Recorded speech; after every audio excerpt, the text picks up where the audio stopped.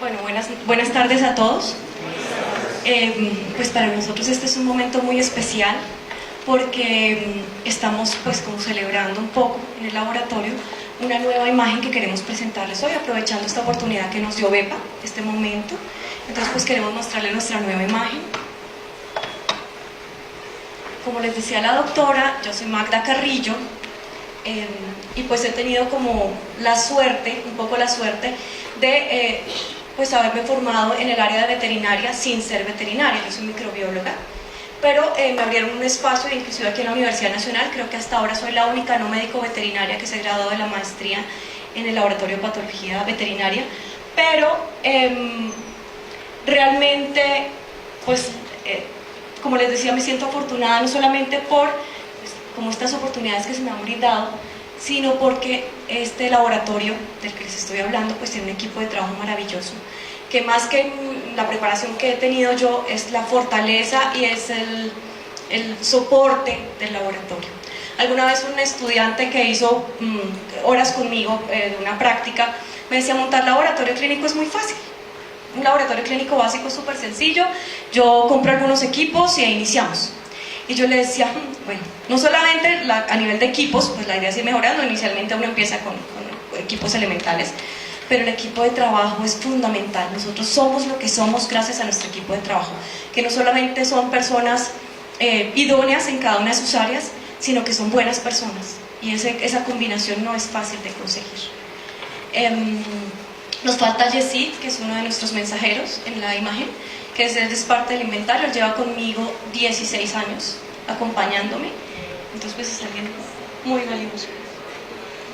Contamos también con apoyo, asesoría científico-técnica de otras personas. Hay cosas que no hacemos nosotros en el laboratorio por nuestra formación, pero contamos con apoyo como en el área de parasitología con el doctor Jorge Bernal, en el área de patología con Mauricio Collazos, el área de biología molecular con el doctor Víctor Manuel Tigatay. Así tenemos una serie de asesores que son maravillosos.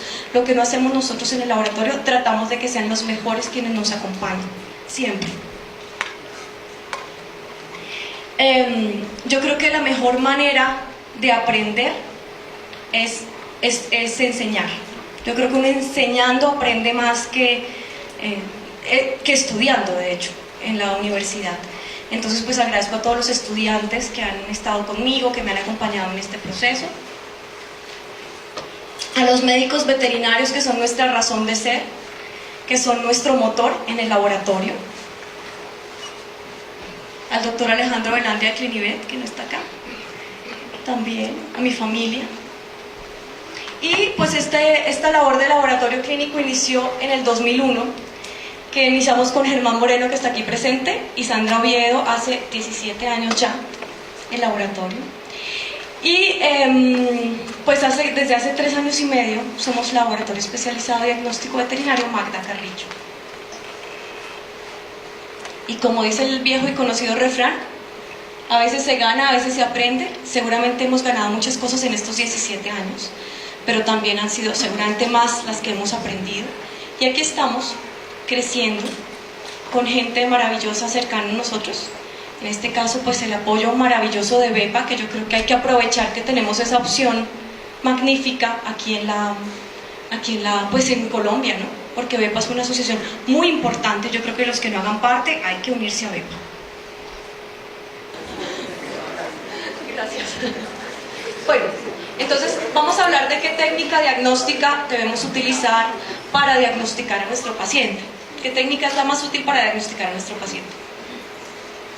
Entonces, existen una serie de patógenos que afectan a las mascotas, a los animales de compañía. Algunos son con la observación es suficiente para diagnosticarlos, no necesitamos una cosa especializada para ese diagnóstico. Pero hay otros que la cosa se nos complica un poquito más. Entonces, hablando de microorganismos, hay algunos que con la observación en microscopio de luz podemos identificarlos. Entonces para los parásitos pues normalmente con la identificación es suficiente. Yo puedo ver perfectamente que este es un Demodex, Toxocara toxascaris. Entonces este tipo de parásitos uno los puede observar y yo puedo decir que son. Importante mencionar, el hecho de no observarlos no quiere decir que no estén. ¿sí? No los estoy viendo en ese momento que eso ocurre, ¿no? Y que requiere algo de experticia. Ya vemos que muchos aquí expertos en el tema. Entonces requerimos algo de experticia para este diagnóstico. Las bacterias pues requieren un poco más. Debemos hacer cultivo, raizamiento, coloración de Gram, todo el proceso, pruebas bioquímicas, identificación por aglutinación y finalmente el antibiograma, que no nos sería de ninguna utilidad si identificamos una bacteria y no tenemos contra qué antibiótico hacer el tratamiento.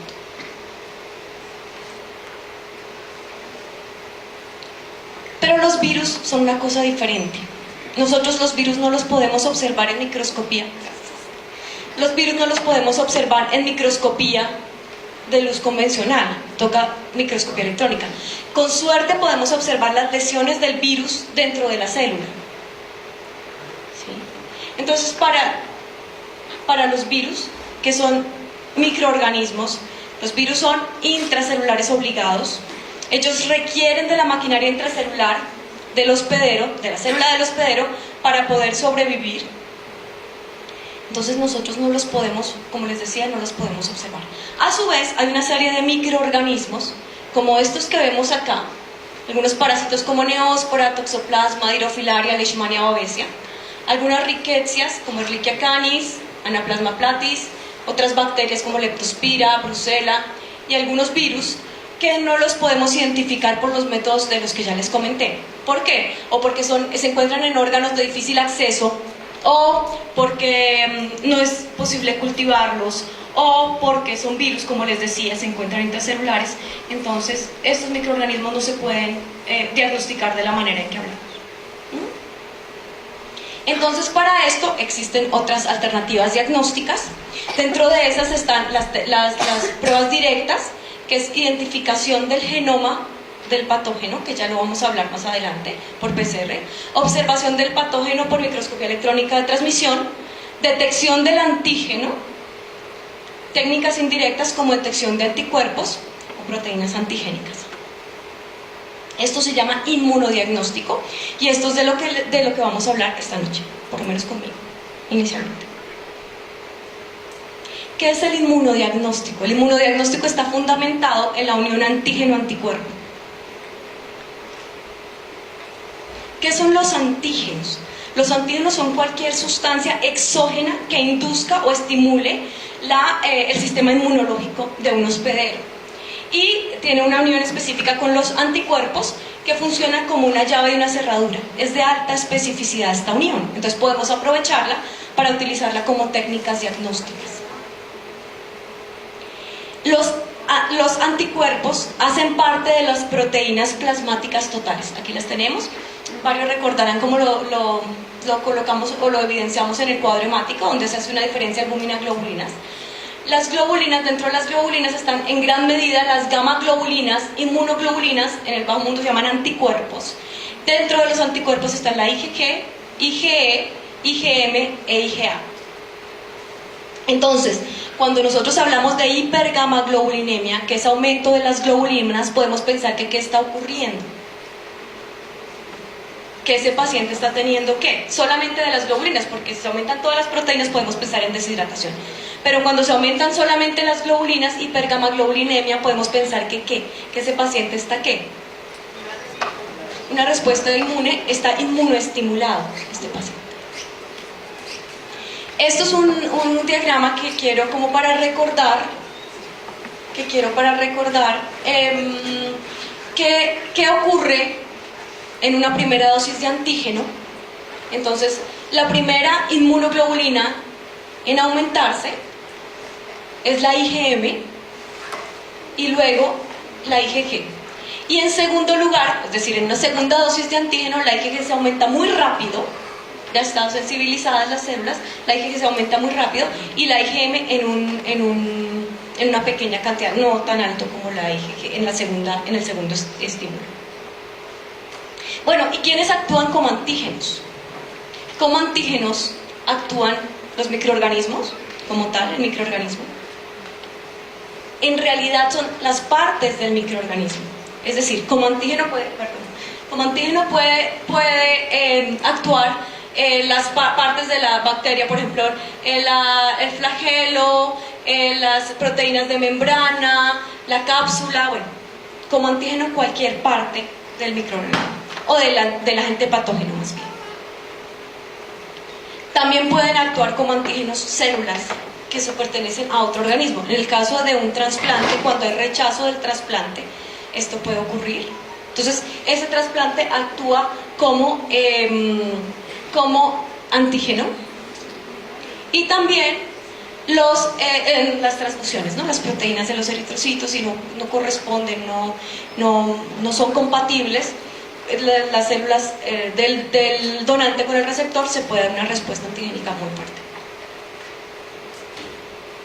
Entonces, para diagnosticar estos microorganismos podemos utilizar diferentes técnicas que son las que tenemos a disposición nosotros en el laboratorio, no solamente nosotros, a nivel nacional estoy segura que muchos lugares lo tienen, que es la cromatografía o inmunocromatografía, inmunofluorescencia, ELISA, quimioluminiscencia, técnicas de aglutinación como rosa de Bengala, que no la usamos mucho porque eso es más para grandes en el caso del diagnóstico de Brucella abortus, microaglutinación para leptospira e inmunoperoxidasa indirecta. Las técnicas se basan en dos cosas, se fundamentan en dos cosas: en el reconocimiento de anticuerpos o el reconocimiento de los antígenos. Si hablo un poco rápido me dicen. Bueno, si nosotros queremos detectar los anticuerpos,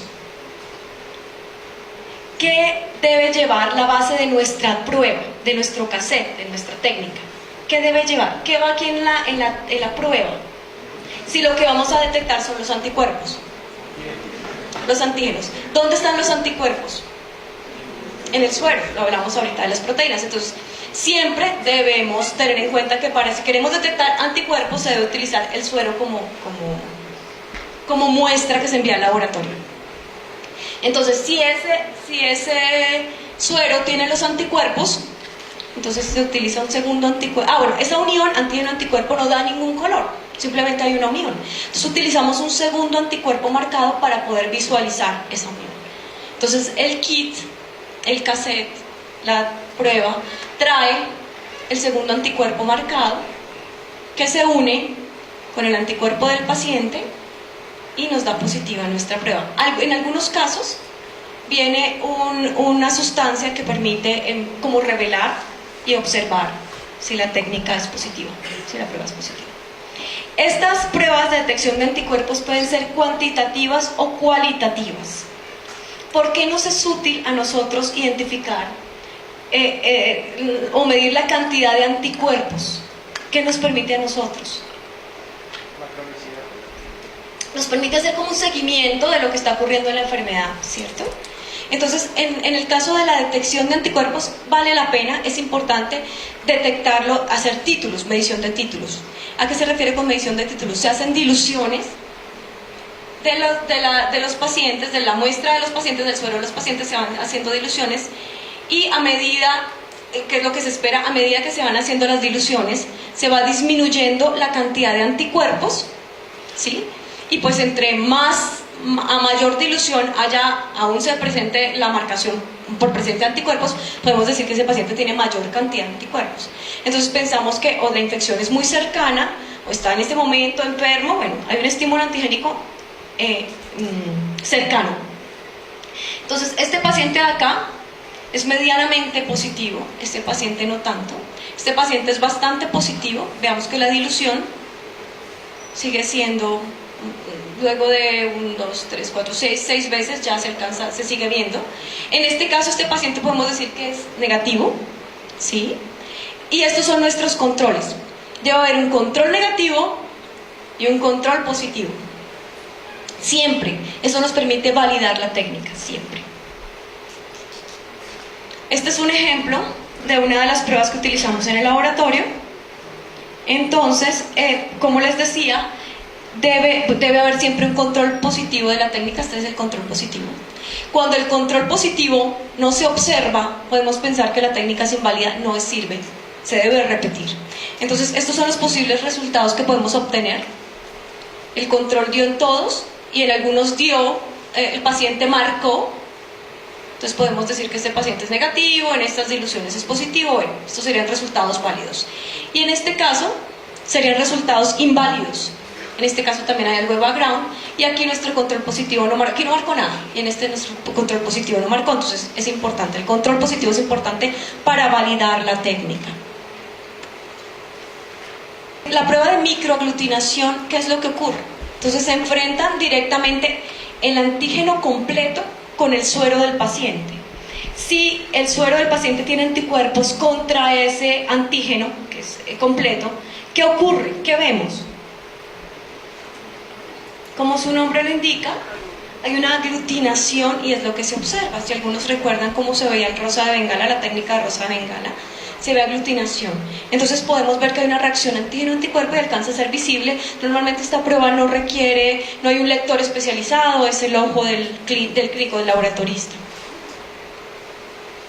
Bueno, entonces si ahora vamos a detectar el antígeno, ¿qué tiene el soporte? Tiene los anticuerpos. ¿Qué muestra utilizamos nosotros? La muestra que utilizamos es la muestra donde esté el antígeno. Imaginemos un paciente que sospechamos de parvo. ¿Qué muestra utilizamos? Materia fecal. Entonces, si la materia fecal tiene nuestro antígeno, nuestro virus, el virus se adhiere. Recordemos que esa unión no tiene color, no vemos nada. Necesitamos un segundo anticuerpo marcado con algo para poderlo observar. En que varía de acuerdo a la técnica, entonces puede ser fosfatasa alcalina, puede ser peroxidasa, en el caso de la inmunofluorescencia puede ser un fluorocromo para poderlo observar, ¿sí? Entonces lo que varía realmente es el marcador, qué tipo de marcador se utiliza. Esta es la cromatografía, la inmunocromatografía, las pruebas de cassette que nosotros conocemos. Normalmente la cromatografía tiene un espacio donde están pegados los anticuerpos esperando que llegue su antígeno, y este es el control que tiene el antígeno. En el reactivo vienen los segundos anticuerpos marcados. Recordemos que es lo que nos permite evidenciar que hay color, ¿no?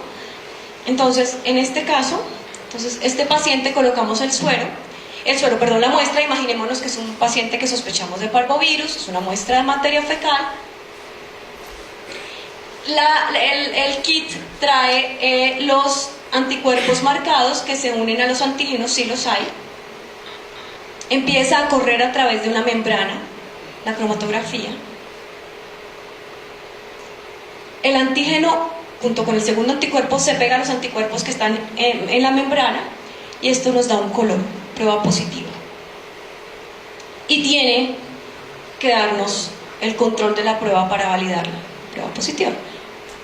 En el paciente de arriba, la muestra de materia fecal no tenía nuestro antígeno, no tenía el antígeno que estábamos buscando.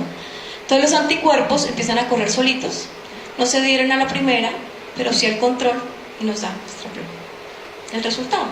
Arriba entonces podemos saber que ese paciente no tiene el antígeno, y abajo pues sí lo tiene, ¿no? Y entonces hay veces que dice, bueno, la prueba se ve un poquitico, la marcación es muy leve. Entonces ahí sí, como el cuento, pues una paciente no puede estar medio embarazada. ¿Está embarazada o no está embarazada? Si hay detección de antígenos, ¿qué quiere decir? Que ese paciente tiene el virus o el agente infeccioso en su organismo. No vale la pena hacer detección de anticuerpos. Sí lo tenemos acá. Bueno, igual ya vamos a ver las posibilidades de eso. Pero sin embargo, pues si hace una prueba de detección de antígeno nos da positiva, seguramente no vale la pena hacer detección de anticuerpos, ¿sí? Entonces este es un ejemplo, este es un ejemplo, aquí es el control, nos dio el control, y aquí está nuestro paciente positivo, paciente negativo, y en este caso son pruebas inválidas, que es cuando eventualmente uno dice, mire, la prueba nos dio con background, o nos dieron, hay que repetirla, vale la pena repetirla, hay una marcación inespecífica, entonces uno solicita nueva muestra. Eso ocurre en algunas ocasiones. Puede tratarse del tipo de muestra, tiene algún error, bueno, no sé. ¿Y qué muestra utilizamos? Pues la muestra donde se encuentre en ese momento el antígeno. Entonces puede variar, por ejemplo en el distemper. En distemper, aunque ahorita vamos a hablar un poco mejor de distemper, en distemper puede variar. Al inicio funciona muy bien la muestra de orina, por ejemplo. Secreción conjuntival, materia fecal. más adelante ya no se encuentra en esas zonas, o en esos órganos, o en esas secreciones, o en esas sustancias, entonces en esos momentos se debe utilizar pues otro tipo de muestra. Entonces eso puede variar según la infección, el proceso infeccioso que queremos detectar, y puede variar también según la fase de la infección. Entonces hay que tener en cuenta esas dos cosas. Pero si una muestra de detección de antígeno nos da positiva, yo creo que ahí ya la cosa, como les decía, la cuestión del embarazo. Entonces, reitero, en inmunodiagnóstico, si el antígeno nos da positivo, ya las posibilidades por otro lado no son muchas. Conceptos que vale la pena recordar: ¿qué es sensibilidad y qué es especificidad? La sensibilidad es la posibilidad de que la prueba detecte cuántos animales que tienen o pacientes que tienen la enfermedad están realmente enfermos. Y en el caso de la especificidad se refiere a cuántos animales sanos salen en la prueba como pacientes que no tienen la enfermedad, ¿sí?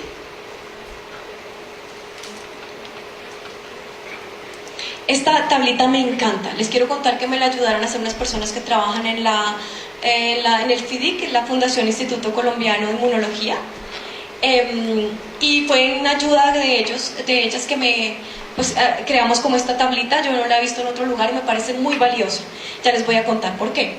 Aquí están las pruebas diagnósticas que tenemos, de inmunodiagnóstico que tenemos a disposición nosotros. Está la ELISA, la quimioluminiscencia, la inmunofluorescencia y la aglutinación. En este orden podemos decir que normalmente, aunque eso varía dependiendo de la casa comercial, de la enfermedad, normalmente la ELISA es la prueba más sensible que hay. Esto es un poco menos sensible, un poco menos sensible, un poco menos sensible. O sea, la más sensible de todas, en este orden, es la ELISA.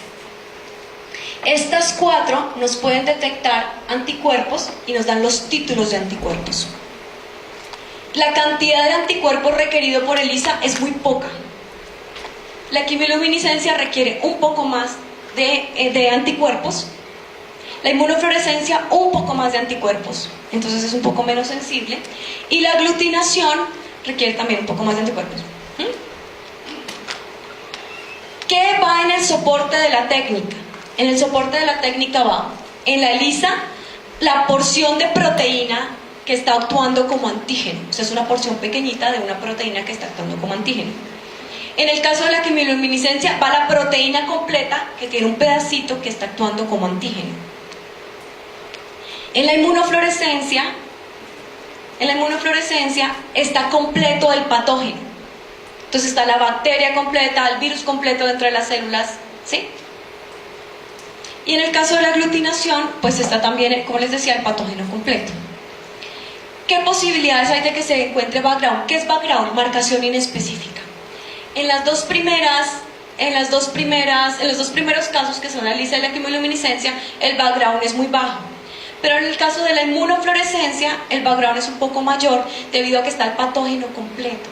Entonces puede haber algo de marcación inespecífica, ¿sí? Y finalmente la aglutinación tiene mucho que ver, porque realmente esto no lo hace una máquina, esto lo hace una persona que está pues entrenada para esto. ¿Cuándo nos pueden dar falsos positivos?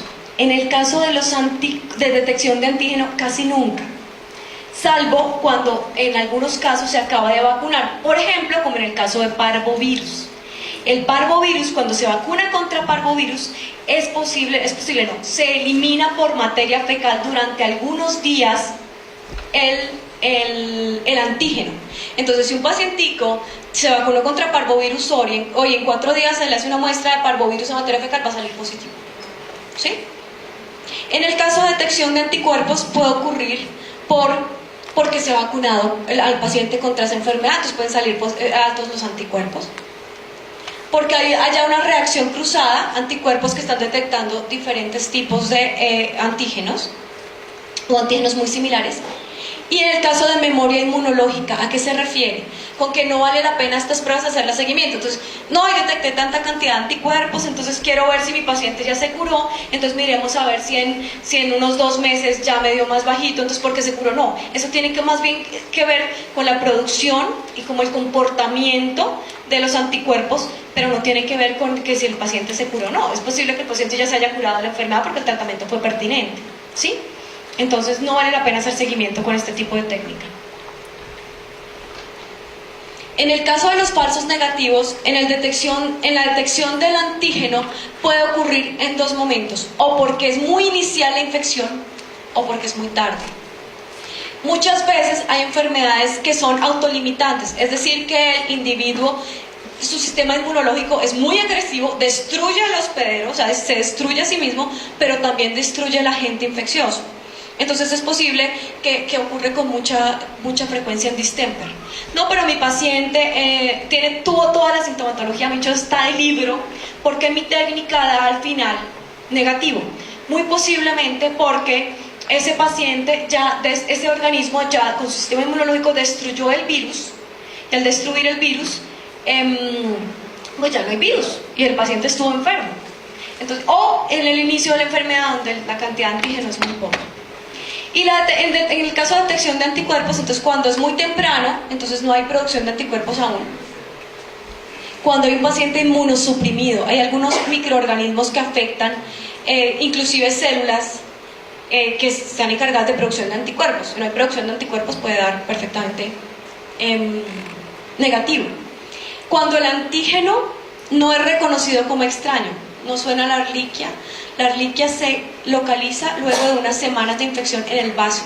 Cuando sale del vaso es un organismo, primero, que salió del vaso, segundo, normalmente sale dentro de las células, y tercero, cambia su cubierta antigénica de proteínas y es reconocido, es como una persona, un individuo diferente que salió del mismo organismo. Ya no hay anticuerpos, no produce anticuerpos. A veces los anticuerpos que se producen son contra, pues, en la misma relación de lo que hablaron con la arliquia, son producidos contra un antígeno poco conservado. Es decir, por ejemplo, una bacteria expresa una proteína, un factor de virulencia que a veces lo expresa y a veces no, ¿sí? Y entonces en ese momento no lo expresó, y entonces ese anticuerpo está reconociendo una cosa que en ese momento no se está expresando, entonces puede ser muy variable.